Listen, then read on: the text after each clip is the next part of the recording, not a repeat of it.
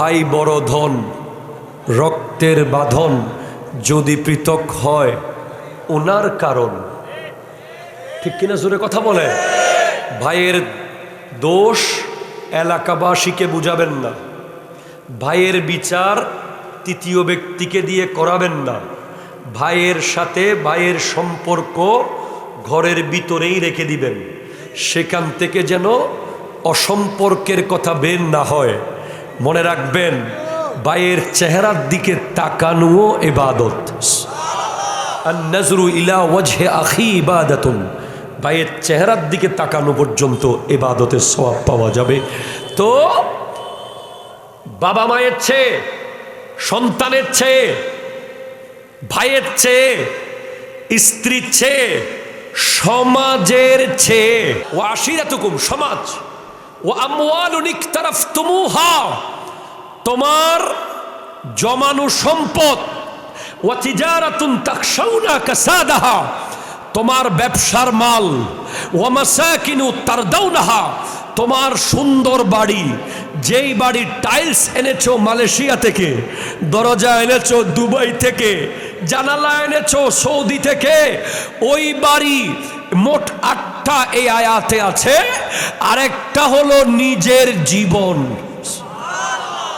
মোট 9টা জিনিসের চেয়ে যদি আল্লাহ এবং রসুলকে বেশি ভালোবাসতে না পারো, তাহলে ভূমিকম্প আবার আসবে, ভূমিকম্প আবার আসবে, ভূমিকম্প আবার হবে। ঠিক কিনা কথা বলো? আজকের দিনে যারা পরিবারের টাকা দেখে বিয়ে করায়, শেষে দেখা যায় ওই মেয়েকে কোর্টে কোর্টে ঘুরতে হয়। ঠিক কিনা জোরে বলেন না? ছেলের বাবার টাকা দেখে, ছেলের গাড়ি দেখে, ছেলের বাড়ি দেখে মেয়ে দিয়ে দিয়েছে, ছেলের তাকওয়া দেখে নাই। আবার ছেলের ক্ষেত্রেও মেয়ের বাবার বাড়ি গাড়ি টাকা পয়সা দেখে ছট করে রাজি হয়ে গেছে, মেয়ের তাকওয়া দেখে নাই। এই তাকওয়া না দেখার কারণে দেখা গেছে হয়তো ওই ছেলের জীবন শেষ হয়ে গেছে, অথবা ওই মেয়ের জীবন শেষ হয়ে গেছে। আমার নবী বলে, জুলাইবিবকে কেন মেয়ে দিবা না? জুলাইবিব হলো একজন তাকওয়াবান সাহাবা, সে আল্লাহকে ভয় পায়। পরে দেখা গেছে আসলেই জুলাইবিব মুত্তাকি ছিল। সে জিহাদের মাঠে গিয়ে 7 জন কাফের ইসলাম বিরোধীকে শহীদ করে তাদের মধ্যে নিজেও শহীদ হয়ে পড়ে আছে। আমার নবী তাকে জান্নাতের সংবাদ দিয়ে দিয়েছে। আজকের দিনে যারা এক বেলা খেতে পায় আরেক বেলা পায় না, আমার নবী আল্লাহকে বলেছেন, আল্লাহ তুমি আমাকে এক বেলা খাওয়াবে, আরেক বেলা উপোস রাখবে। বলে কেন? আমি এক বেলা খাবো, শুকর করব, আরেক বেলা উপোস থাকবো, সবর করব। আমার নবী স্পষ্ট বলেছেন যে এই পৃথিবীতে আল্লাহ রিজিক দেয়, হাল তুনসারুনা ওয়া তুরজাকুনা ইল্লা বিদুআফাইকুম। তোমাদের ভিতরে গরিব আছে বলে, মিসকিন আছে বলে আল্লাহ রিজিক দেয়। নবীজি বলেছেন, আল ফকরু ফখরি, গরিবই হলো আমার অহংকার। মানুষ নিজের পয়সা নিয়ে অহংকার করে, মানুষ তার বাড়ি নিয়ে অহংকার করে, মানুষ তার ক্ষমতা নিয়ে অহংকার করে, মানুষ তার পাওয়ার নিয়ে অহংকার করে। আর আমার নবী বলছেন, গরিবই হলো আমার অহংকার, আর জান্নাতে সবার আগে আমি গরিবদেরকে নিয়ে চলে যাব। বাস, নবীর প্রেমিক তারা যারা 5 ওয়াক্ত নামাজ পড়ে। নামাজ না পড়ে কেউ যদি নবীর প্রেমিক দাবি করে, এই দাবি মিথ্যা। কথা বলতে হবে, ঠিক কিনা? যদি বলেন কেন? কারণ নামাজ না পড়লে নবীজি লজ্জিত হবেন। নবীজিকে যদি আপনি কিছু দিতে চান, আজকের মাহফিলের 1 পোটলার তাবরুক নবীকে দেওয়া যাবে? কিন্তু আপনি যদি আজকের এই দুতিয়ার দিঘির পাড়ে 2 রাকাত নামাজ পড়েন, মদিনায় নবীজির চক্ষু শীতল হয়ে যাবে।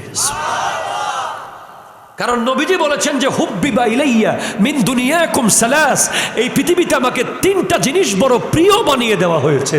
1 নম্বর আন-নিসা, মা জাতি; 2 নম্বর ওয়াত্তিব, খুশবু; 3 নম্বর ওয়াজুইলাত কুররাতু আইনি ফিস সালাত, নামাজের ভিতরে চক্ষু শীতল হওয়া।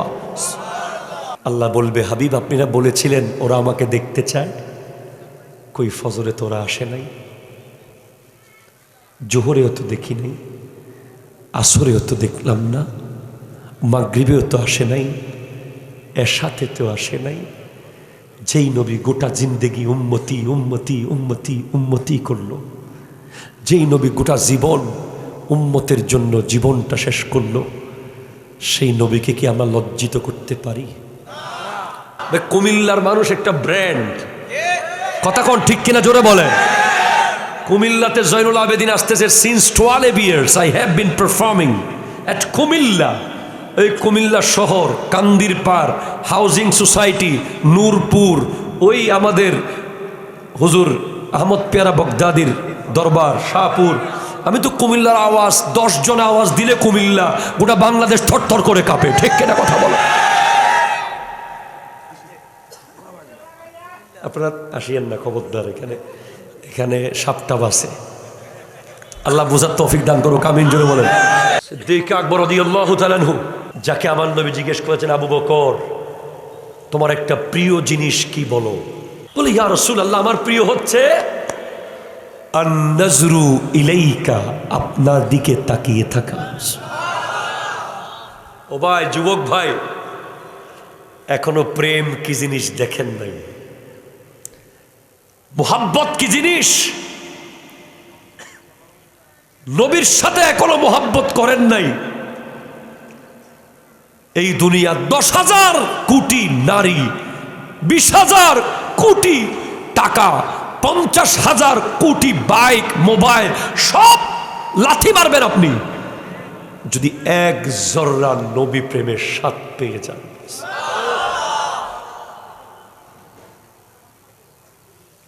এরপরে বলে আমার নবী, ও আবু বকর তোমার আরেকটা কিছু প্রিয় বলো, যেটা তোমার নিজের জন্য কাজে লাগে, আমি ব্যবস্থা করে দেব।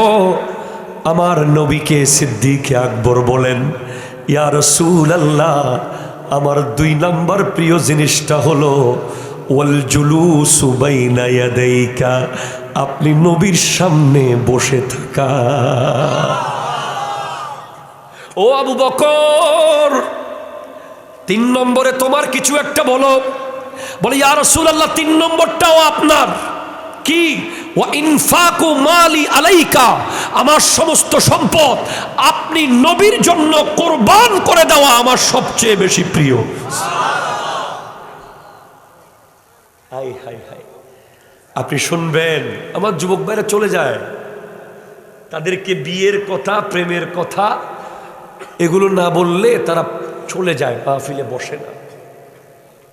আজকালকার যুবক নবী প্রেমের ওয়াজ শুনতে চায় না, সারাক্ষণ শুধু মোটিভেশন নিয়ে ব্যস্ত। আমরাও মোটিভেশনাল স্পিকার হয়ে গেছি এখন। আমরাও এখন নবী প্রেমের কথা তেমন আগের মতো বেশি মজবুত করে বলার সুযোগ পাই না, কারণ প্রত্যেক মাহফিলে বিষয় দেয় যুব সমাজের করণীয়, যুব সমাজের বর্তমান অবস্থা, যুব সমাজ কোন দিকে। এই যুব সমাজ যুব সমাজ যুব সমাজ বলতে বলতে বলতে প্রেমের ওয়াজ এখন দিন দিন কমে যাচ্ছে। যতই আপনি মোটিভেশন দেন, প্রেমের ওয়াজ যদি না করেন, নবীর মোহাব্বতের ওয়াজ, কখনোই ঈমানের স্বাদ পাওয়া যাবে না, ঠিক কিনা জোরে কথা বলে।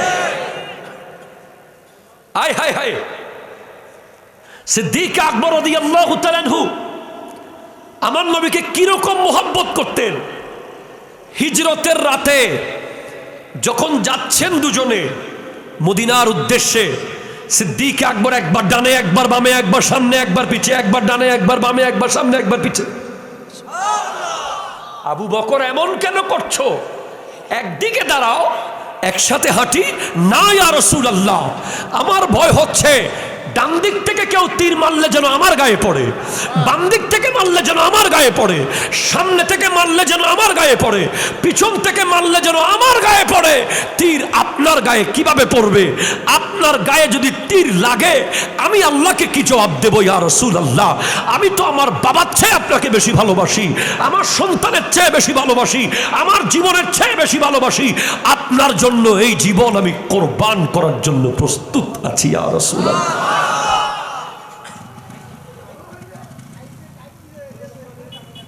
আমার নবী কি ভালোবাসতেন সাহাবাদেরকে। এক যুবক ভাই বলেছেন হযরতে জুলাইবিব রাদিয়াল্লাহু তাআলা আনহুকে নিয়ে বলতে, হযরতে জুলাইবিব রাদিয়াল্লাহু তাআলা আমার নবী এক আনসারী নারীকে বিয়ের প্রস্তাব দিয়েছেন। একটু জোরে বলবেন না সুবহানাল্লাহ। বলে ইয়া রাসূলুল্লাহ, আমি তো খুশি, ওই নারীর পরিবার সবাই খুশি, কিন্তু আমার নবী বলছেন না, শাদী আমার জন্য না, আমি আমার সাহাবা জুলাইবিবের জন্য চাচ্ছি। আমার নবী প্রস্তাব দিয়েছেন সাহাবার জন্য।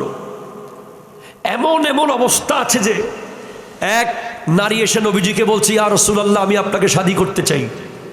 আমার নবী বলছেন, আমার এখন শাদীর প্রয়োজন নাই, তুমি আমার কোনো সাহাবাকে শাদী করো। তখন আরেকজন সাহাবা এসে বলছে, ইয়া রাসূলুল্লাহ, আমি তাকে শাদী করতে চাই। বলে ঠিক আছে। তখন বলে তোমার কি আছে? বলে ইয়া রাসূলুল্লাহ, আমার তো কিছু নাই। একটা আংটি আছে? নাই। একটা বল্লম আছে? নাই। একটা তলোয়ার আছে? নাই। তাহলে কি দিয়ে বিয়ে করাতে পারি? বলে আমি কয়েকটা সূরা জানি কোরআন শরীফের। বলে তুমি ওই তোমার বিবিকে এই সূরাগুলো শিখিয়ে দিবা, সেটাই হবে তোমার বিয়ের মোহরানা। হযরতে জুলাইবিবের ব্যাপারে মেয়ের বাবা রাজি হয় নাই। বলে মেয়ের মাকে গিয়ে বলে, তোমার মেয়েকে জুলাইবিবের জন্য নবী চাচ্ছে। মা বলছে না না না, নবীর জন্য হলে ঠিক আছে, জুলাইবিবকে দেব না। তখন মেয়ে বলছে, আমি জুলাইবিবকে বিয়ে করব। বলে কেন? বলে কারণ এই প্রস্তাব নবীর পক্ষ থেকে এসেছে। জুলাইবিবের কাছে কোনো ধরনের বংশ, পাওয়া, টাকা পয়সা, ক্ষমতা, এগুলোর কোনো বাহাদুরি ছিল না। ইসলাম কোনো বংশ, টাকা, ক্ষমতা, পাওয়ার, চেহারা, রং, কালার, পরিবার দেখে বিবেচনা করে না। ইসলাম বিবেচনা করে ইন্না আকরামাকুম ইনদাল্লাহি আতকাকুম, তার তাকওয়া বেশি, যে আল্লাহকে সবচেয়ে বেশি ভয় পায় সে হচ্ছে এলাকার সবচেয়ে শ্রেষ্ঠ সন্তান। ঠিক কিনা জোরে কথা বলে। আজকের দিনে যারা পরিবারের টাকা দেখে বিয়ে করায়, শেষে দেখা যায় ওই মেয়েকে কোর্টে কোর্টে ঘুরতে হয়। ঠিক কিনা জোরে বলেন না। ছেলের বাবার টাকা দেখে, ছেলের গাড়ি দেখে, ছেলের বাড়ি দেখে মেয়ে দিয়ে দিয়েছে, ছেলের তাকওয়া দেখে নাই। আবার ছেলের ক্ষেত্রেও মেয়ের বাবার বাড়ি, গাড়ি, টাকা পয়সা দেখে ছট করে রাজি হয়ে গেছে, মেয়ের তাকওয়া দেখে নাই। এই তাকওয়া না দেখার কারণে দেখা গেছে হয়তো ওই ছেলের জীবন শেষ হয়ে গেছে, অথবা ওই মেয়ের জীবন শেষ হয়ে গেছে। আমার নবী বলে, জুলাইবিবকে কেন মেয়ে দিবা না? জুলাইবিব হলো একজন তাকওয়াবান সাহাবা, সে আল্লাহকে ভয় পায়। পরে দেখা গেছে আসলেই জুলাইবিব মুত্তাকি ছিল। সে জিহাদের মাঠে গিয়ে 7 জন কাফের ইসলাম বিরোধীকে শহীদ করে তাদের মধ্যে নিজেও শহীদ হয়ে পড়ে আছে। আমার নবী তাকে জান্নাতের সংবাদ দিয়ে দিয়েছে। সাহাবারা আমার নবীকে কিরকম মুহাব্বত করতেন, মুহাব্বতের লেভেল কেমন ছিল। হযরতে সোবান রাদিয়াল্লাহু তাআলা বলছে, ইয়া রাসূলুল্লাহ, যখন মন চায় আপনাকে দেখি, খিদা লাগলে আপনাকে দেখি, কষ্ট লাগলে আপনাকে দেখি, মানসিক শান্তির জন্য আপনাকে দেখি, কিন্তু কাল জান্নাতে তো আপনি অনেক উঁচু মকামে থাকবেন। আমাদের যদি দেখতে মন চায় তো কিভাবে দেখব? আল্লাহ আয়াত নাজিল করে দিয়েছেন, মান ইউতিইল্লাহ ওয়ার রাসূলা ফাউলাইকা মাআল্লাযীনা আনআমা আল্লাহু আলাইহিম মিনান নাবিয়্যিনা ওয়াস সিদ্দীকিনা ওয়াশ শুহাদাই ওয়াস সালিহিন, যারা আল্লাহ এবং রাসূলের আনুগত্য করবে, ইতাআত করবে, তারা কিয়ামতের দিন হয়তো নবীর সাথে, অথবা সিদ্দিকের সাথে, অথবা শহীদদের সাথে, অথবা ওলিদের সাথে থাকবে। নবীর মুহাব্বত। আমি যাচ্ছি ভাই, আমাকে যেতে দেন। এই পৃথিবীতে একজন বিশ্ববিখ্যাত ব্যক্তি আছে, যার নাম ইমাম আহমদ রেজা খান। সুবহানাল্লাহ জোরে বলেন না ভাই। যেই ব্যক্তিকে রিসার্চ করলে কুমিল্লা ভিক্টোরিয়া কলেজ আছে না, কুমিল্লা ইউনিভার্সিটি আছে না, ওই বিশ্ববিদ্যালয়ের ভাইয়েরা আইনস্টাইনকে বাচ্চা মনে করবে। তারা যদি আলা হজরতকে চিনে, আহমদ রেজা খান ফাজিল বেরলভীকে, তাদের কাছে বিশ্ববিদ্যালয়ের যেই বড় বড় থিসিসের মধ্যে যেসব বিজ্ঞানীর নাম তারা লেখে, Einstein, Newton, Nicolaus Copernicus, Ptolemy, Plato, Aristotle, এসব ব্যক্তিকে ছোট বাচ্চা মনে হবে। এত বড় ব্যক্তিত্ব আমাদের কাছে আছে, যার নাম আহমদ রেজা খান ফাজিলে বেরলভী রহমতুল্লাহ আলাইহি, যাকে সংক্ষেপে বলা হয় আলা হজরত। উনি গোটা জীবন কিতাব লিখেছেন, ১৫০০ কিতাব লিখেছেন, ডান হাত বাম হাত দুই হাতে কিতাব লিখেছেন, প্রায় ২৫০ বিষয়ে কিতাব লিখেছেন। ওনারকে নিয়ে গবেষণা করেছে প্রায় ২৪ জন ব্যক্তি, ডক্টর হয়েছে, ১২ জন ব্যক্তি এমফিল ডিগ্রি নিয়েছে, একজন ব্যক্তি ডিলিট ডিগ্রি নিয়েছে শুধু ওনাকে গবেষণা করে। উনি কত বড়! ওনার গোটা জীবন ১৫০০ কিতাব লিখেছেন, কখনো নবীজির দিদার সরাসরি পান নাই।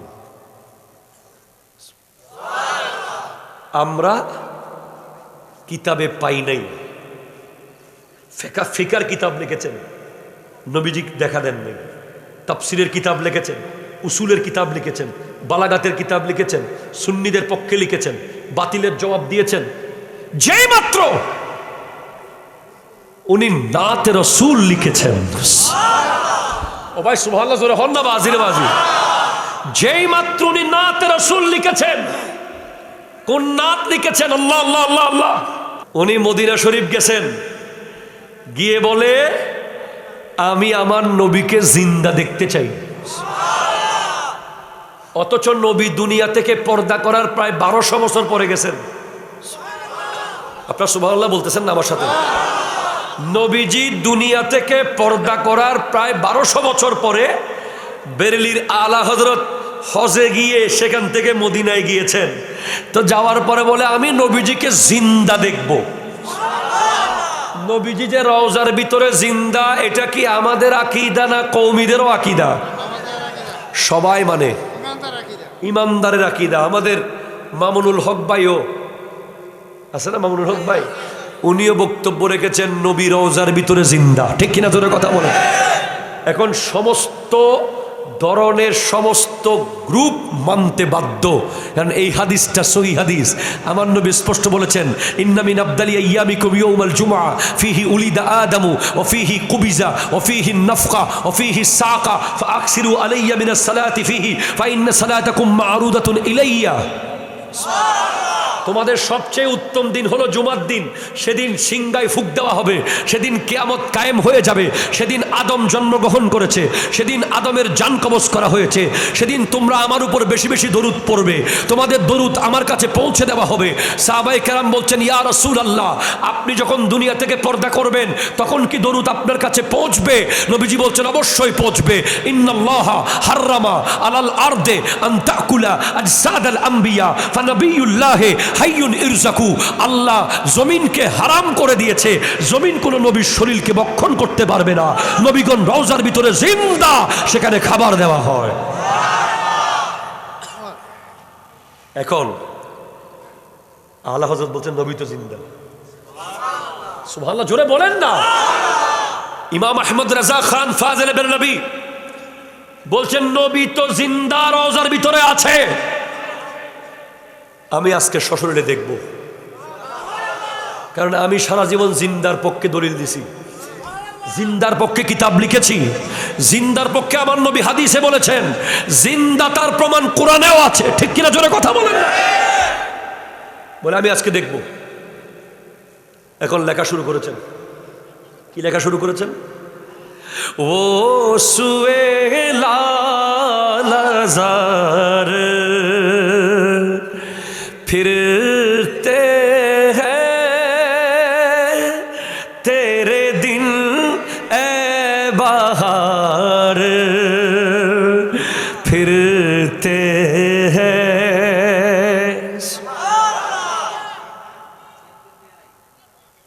उस गली का गदा हूँ मैं जिसमें, उस गली का गदा हूँ मैं जिसमें मांगते ताजदार फिरते हैं। बोले आमी ওই গলির ফকির।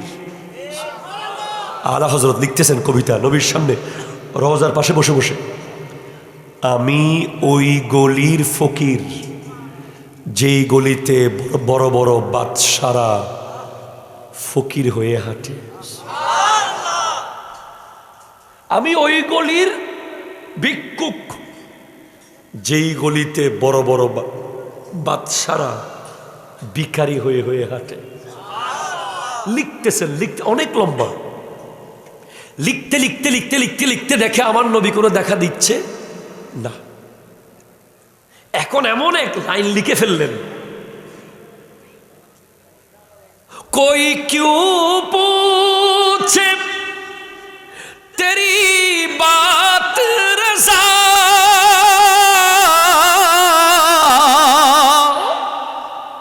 कोई क्यों पूछे तेरी बात रज़ा, तुझसे कुत्ते हजार फिरते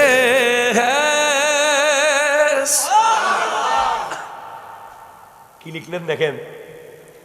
বলে ও আহমদ রেজা, তোমার কথা জিজ্ঞেস করার টাইম নবীর কোথায় আছে? সুবহানাল্লাহ বলেন। তোমার খবর নেওয়ার ফুরসত নবীর কাছে নাই। তোমার চেয়ে বড় বড় কুকুর মদিনার গলিতে গলিতে ঘুরতেছে, এটা বলার সাথে সাথে আমার নবী রওজা থেকে জিন্দা দেখা দিয়েছে আলা হযরত।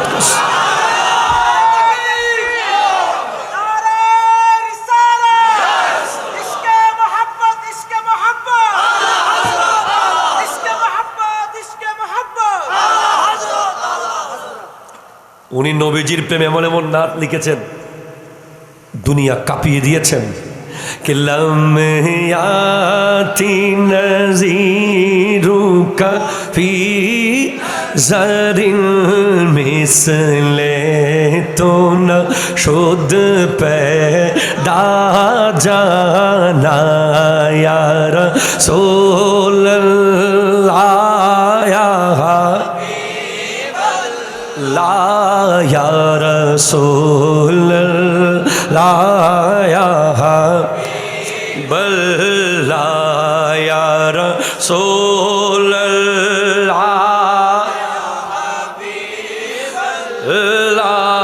या रसूल बेबल्ला अल बहरो आला वल मौजो तगा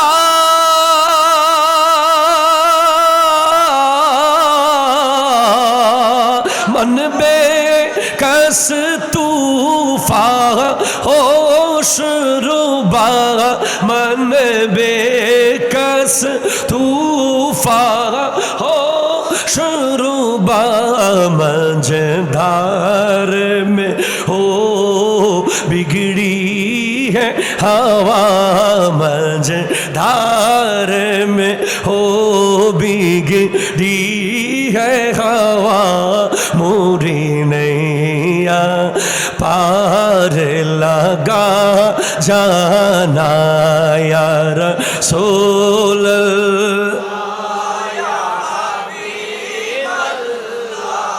या रसूल।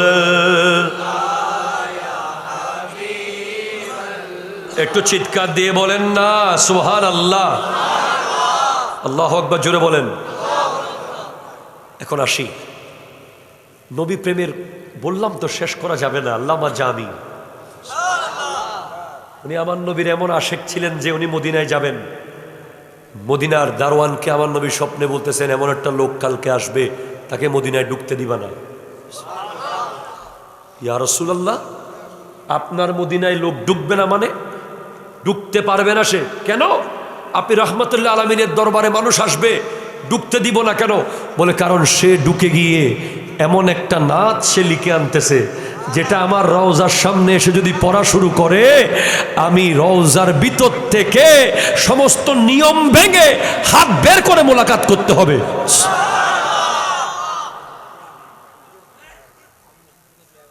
ভালোবাসার অনেক কারণ আছে।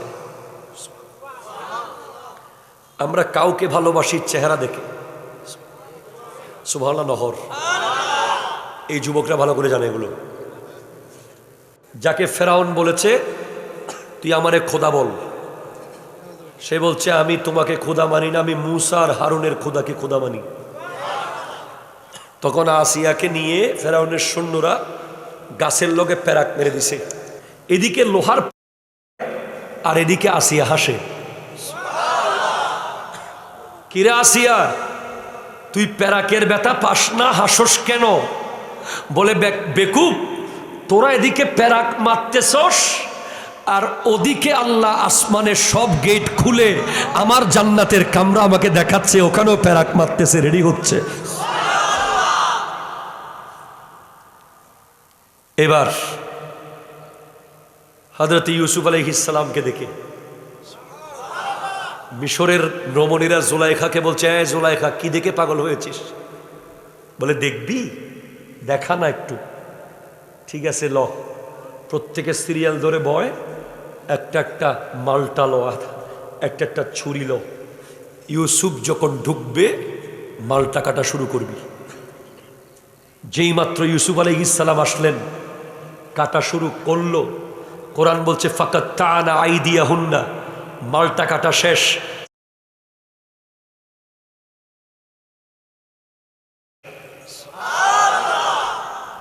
क्या चेहरा है, এত সুন্দর, এত সুন্দর। হযরতে খানজালাকে জিজ্ঞেস করো, খানজালা বাসর ঘরে বিবি রেখে কি দেখে বের হয়ে গিয়েছো? কাকে দেখে বের হয়ে গিয়েছো? সিদ্দিক আকবরকে জিজ্ঞেস করো, নিজের বাড়ি ঘর, বাপ মা, সংসার, ব্যবসা সব ছেড়ে চলে গেছো কেন? ওমর ফারুক আজমকে জিজ্ঞেস করো, সব সাহাবাকে জিজ্ঞেস করো।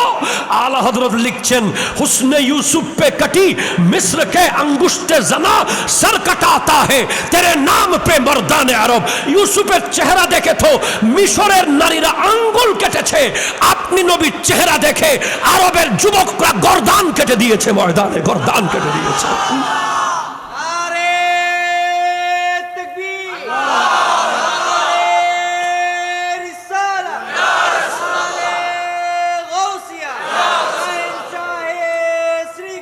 জিন্দাবাদ। আমি এই সফরে লাস্ট রমজানে হযরতে খানজালা জিয়ারত করেছি। খোদা কি কসম, জীবনে যদি একবার যান দেখবেন এখনো মেশক আম্বরের খুশবু আসতেছে।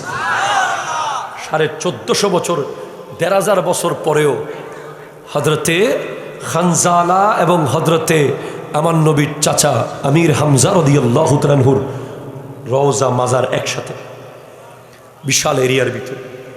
ওখান থেকে মেশক আম্বরের খুশবু গভীর রাতে পতপত করছে, যেই আতর সৌদি আরবের কোনো দোকানে পাওয়া যাবে না।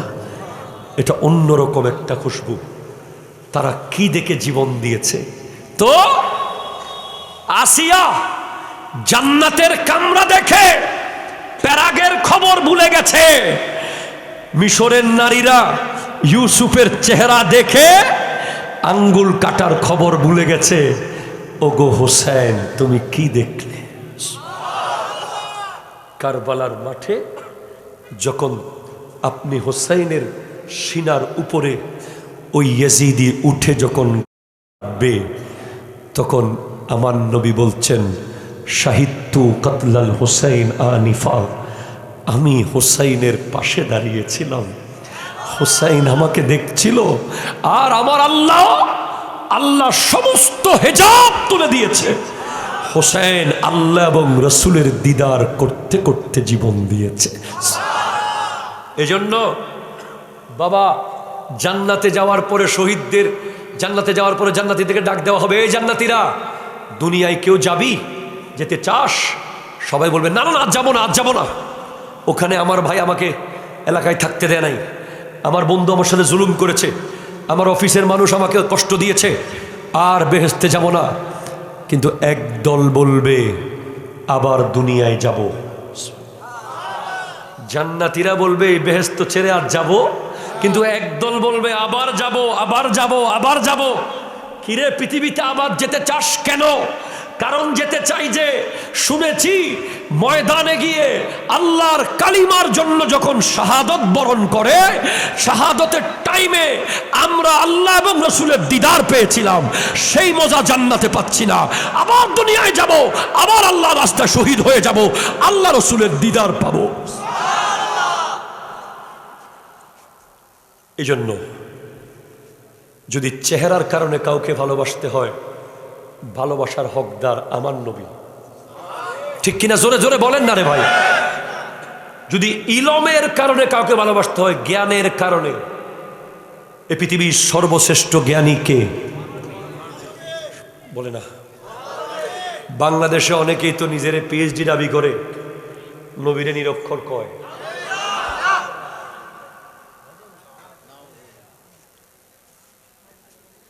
যেই ব্যক্তি কুমিল্লা আলিয়া থেকে কামিল পাশ করেছে, তাকে কি আপনি বলবেন মক্তবে ভর্তি হইতে? যার শিক্ষক খুদ আল্লাহ, নবীর লেখাপড়া নিয়ে কেউ যদি কথা তুলে, আমাদের আলিম সেকেন্ড ইয়ারে, ফার্স্ট ইয়ারে কিতাব আছে নুরুল আনোয়ার, ওখানে অধ্যায় আছে মুতাশাবি। মুতাশাবি অধ্যায়ে আছে দুইটা বিষয়, কোরআনের আয়াতে মুতাশাবিহাত, হুরুফে মুকাত্তাআত, যে হরফগুলোর ব্যাপারে পৃথিবীর কেউ জানে না এগুলোর অর্থ, একমাত্র আল্লাহ জানে, রসুল জানে। যেমন আলিফ লাম মিম। তো ইমাম আবু হানিফা রহমতুল্লাহ আলাইহি বলছেন এগুলোর অর্থ অবশ্যই নবী জানে। বলে কেন? কারণ আল্লাহ নবীকে এমন কোনো কথা বলবে না যেটা অর্থহীন। ঠিক কিনা? জোরে বলেন না। আপনি যদি আমেরিকায় গিয়ে সিডেঙ্গে ভাষায় কথা বলেন, আমেরিকান সিটিজেনের সাথে, এটা একটা বোকামি হবে, মস্কারি হবে। আল্লাহ কখনো তার হাবিবের সাথে ওই কথা বলবে না যেই কথা হাবিব বুঝবে না। তার মানে আমার আল্লাহ যা বলেছেন নবী তা বুঝেছেন, আমার আল্লাহ যা শিখিয়েছেন নবী তা শিখেছেন, আমার আল্লাহ কোনো কিছু বাদ রাখেন নাই। আল্লাহ বলছেন ও আল্লামাকা মা লাম তাকুন তা'লাম, আমি সব কিছু আপনাকে জানিয়ে দিয়েছি যেগুলো আপনি জানতেন না। আল্লাহ যদি শিখায় কোনো কিছু কি বাদ থাকবে? আমার নবীর ইলমের ব্যাপারে শুধু একটা হাদিস বলবো, হযরত ওমর ফারুক আযম রাদিয়াল্লাহু তাআলা থেকে বর্ণিত, আমার নবী একবার মিম্বরে দাঁড়িয়ে পৃথিবীর সৃষ্টি থেকে শেষ পর্যন্ত জান্নাতীরা জান্নাতে ঢোকা, জাহান্নামীরা জাহান্নামে যাওয়া পর্যন্ত সব এক দাঁড়াতে বলে দিয়েছেন। আমার নবীর ইলম। যিনি 8টা বেহেশতের কথা কে বলেছে? কথা কোনটা কে বলেছে? মেরাজের আগাগোড়া ঘটনা কে বলেছে? কবরের হিসাব কিতাবের কথা কে বলেছে? তাহলে জ্ঞানের কারণে যদি কাউকে ভালোবাসতে হয়, সবচেয়ে বেশি হকদার আমার নবী। এরপর আমরা দানবীরদেরকে ভালোবাসি। দানবীরদেরকে আমার নবীকে বলা হয়েছে আজওয়াদুন নাস। ওয়া সুবহানাল্লাহ নামাজি। আজওয়াদুন নাস মানে সবচেয়ে বড় দানবীর। কেমন দানবীর? ওয়ালা তাবসুত কুল্লাল বাসাতি, কোরআন শরীফের একটা আয়াত আছে।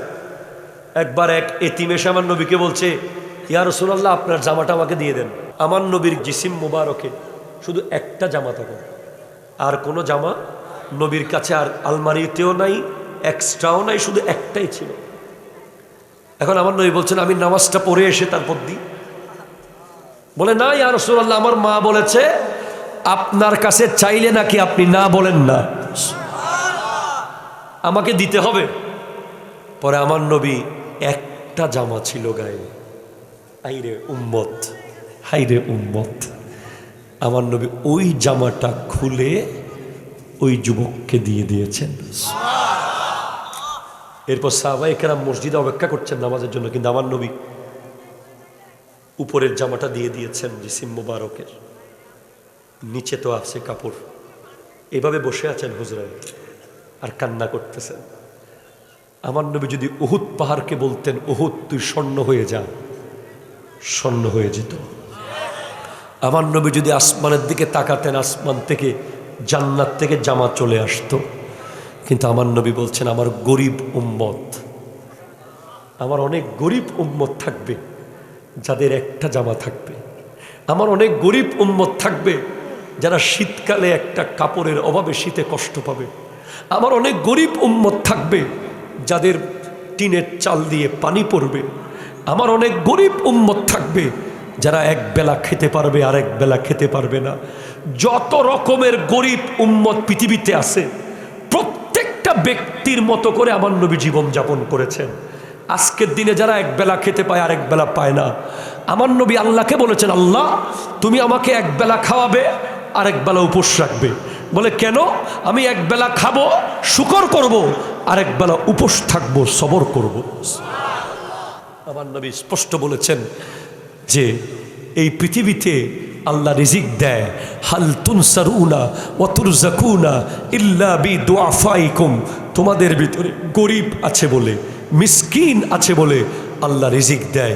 নবীজি বলেছেন আল ফকরু ফখরি, গরিবই হলো আমার অহংকার। মানুষ নিজের পয়সা নিয়ে অহংকার করে, মানুষ তার বাড়ি নিয়ে অহংকার করে, মানুষ তার ক্ষমতা নিয়ে অহংকার করে, মানুষ তার পাওয়ার নিয়ে অহংকার করে। আর আমার নবী বলছেন গরিবই হলো আমার অহংকার, আর জান্নাতে সবার আগে আমি গরিবদেরকে নিয়ে চলে যাব। বাস, নবীর প্রেমিক তারা যারা পাঁচ ওয়াক্ত নামাজ পড়ে। নামাজ না পড়ে কেউ যদি নবীর প্রেমিক দাবি করে, এই দাবি মিথ্যা। কথা বলতে হবে ঠিক কিনা? যদি বলেন কেন? কারণ নামাজ না পড়লে নবীজি লজ্জিত হবেন। নবীজিকে যদি আপনি কিছু দিতে চান, আজকের মাহফিলের এক পোটলা তাবরুক নবীকে দেওয়া যাবে? কিন্তু আপনি যদি আজকের এই দুতিয়ার দিঘির পাড়ে 2 রাকাত নামাজ পড়েন, মদিনায় নবীজির চক্ষু শীতল হয়ে যাবে। কারণ নবীজি বলেছেন যে হুব্বিবা ইলাইয়া মিন দুনিয়াকুম সালাস, এই পৃথিবীতে আমাকে 3টা জিনিস বড় প্রিয় বানিয়ে দেওয়া হয়েছে। 1 নম্বর আন-নিসা, মা জাতি। 2 নম্বর ওয়াত্তিব, খুশবু। 3 নম্বর ওয়াজুইলাত কুররাতু আইনি ফিস সালাত, নামাজের ভিতরে চক্ষু শীতল হওয়া। এই ভাই হুজুর আসছে না? আমি আর 5 মিনিট করবো, আর 5 মিনিট, 1.5 ঘন্টা হয়ে গেছে। আমার সকাল 7টায় ক্লাস আছে। নবীজি নিজের জন্য গেছেন একবার। ভাই আমি যদি আপনাকে এখন 10 বার কান্দির পারে পাঠাই, হুজুর নিয়ে আসেন, আবার ফুল নিয়ে আসেন, আবার লাইট নিয়ে আসেন, আবার ক্যামেরা নিয়ে আসেন, আপনি বলেন হুজুর আরেকবার কইলে কিন্তু খবর আছে। আর আমার নবী মেরাজের রাতে এসেছেন। মুসা, আপনার উম্মত কষ্ট হবে। আচ্ছা আমার উম্মত, আবার যান।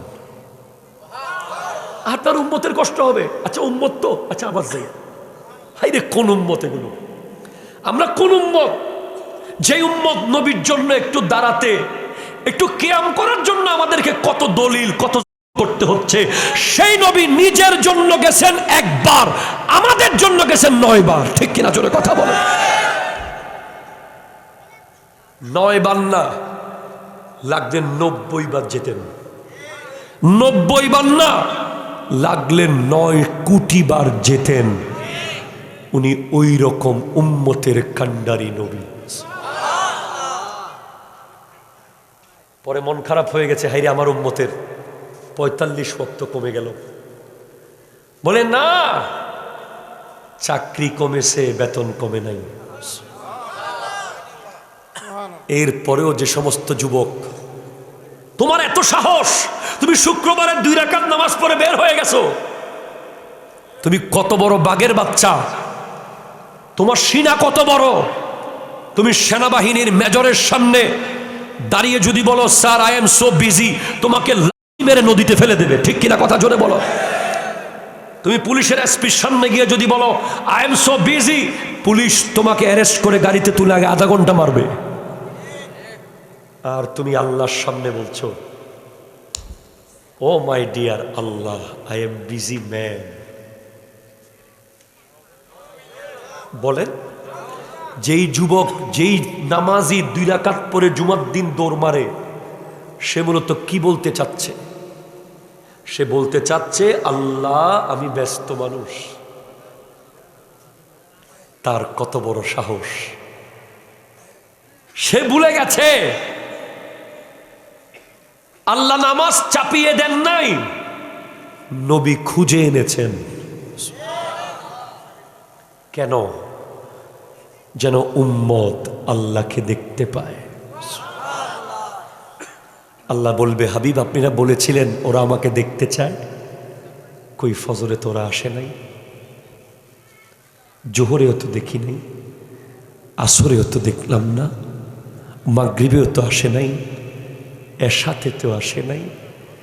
যেই নবী গোটা জিন্দেগি উম্মতি উম্মতি উম্মতি উম্মতি করলো, যেই নবী গোটা জীবন উম্মতের জন্য জীবনটা শেষ করলো, সেই নবীকে কি আমরা লজ্জিত করতে পারি?